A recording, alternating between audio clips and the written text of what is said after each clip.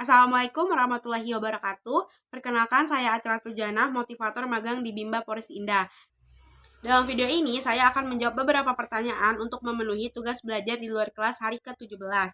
Dalam bagian A, yaitu mengenai kegiatan bermain baca-bacaan. Nomor 1, jelaskan apa yang dimaksud dengan kegiatan baca-bacaan. Kegiatan baca-bacaan yaitu segala permainan yang dapat menumbuhkan minat baca anak dengan menggunakan alat yang tersedia di Bimba sehingga anak merasa senang membaca seperti menggunakan modul baca. Selanjutnya nomor 2, jelaskan kegiatan apa saja yang termasuk dalam kegiatan baca-bacaan. Kegiatan yang termasuk dalam kegiatan baca-bacaan yaitu seperti modul Bimba, membaca majalah Bimba, dan berbahasa Bimba. Selanjutnya nomor 3, apa tujuan dari kegiatan bermain baca-bacaan?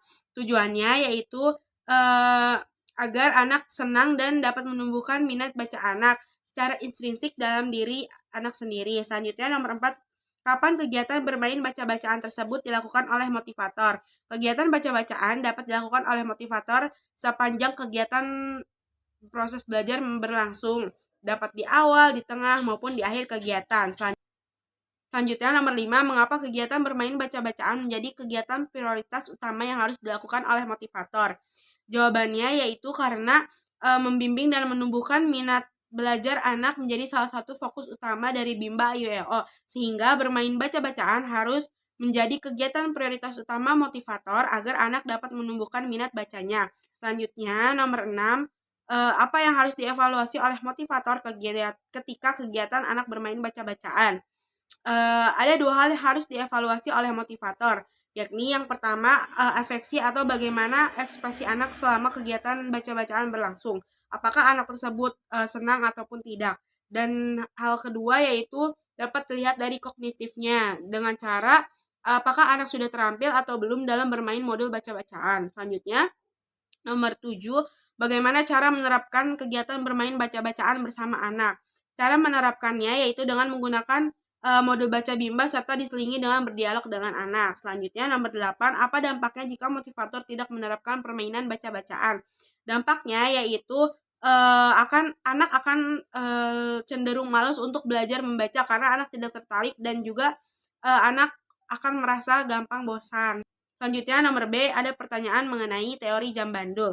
Nomor 1, jelaskan apa yang diketahui mengenai teori jam bandul dan berikan contohnya.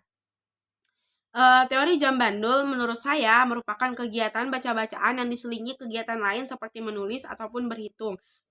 Untuk contoh kegiatannya yaitu anak dapat diarahkan untuk bermain baca-bacaan, kemudian anak dilanjutkan lagi dengan permainan menulis, selanjutnya anak dapat diarahkan lagi untuk bermain baca-bacaan, kemudian anak diarahkan untuk bermain berhitung, selanjutnya anak dilanjutkan lagi untuk bermain baca-bacaan, kemudian anak diarahkan lagi untuk bermain tarik garis, lalu anak diarahkan lagi untuk bermain baca-bacaan karena baca-bacaan merupakan prioritas utama dalam teori jam bandul. Selanjutnya, nomor 2, apa tujuan penerapan teori jam bandul?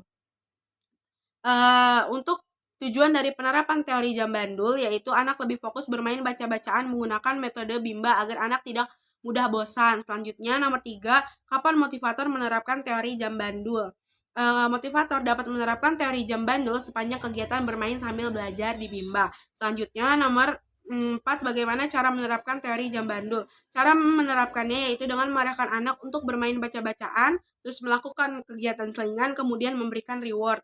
Selanjutnya, nomor 5, bagaimana jika motivator tidak menerapkan teori jam bandul?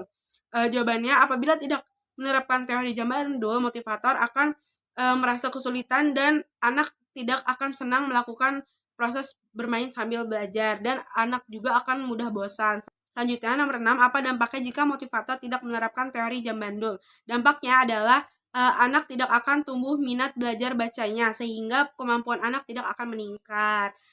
Mungkin cukup sekian dari saya, kurang lebihnya mohon maaf. Wassalamualaikum warahmatullahi wabarakatuh. Salam Bimba, tetap semangat dan terus belajar.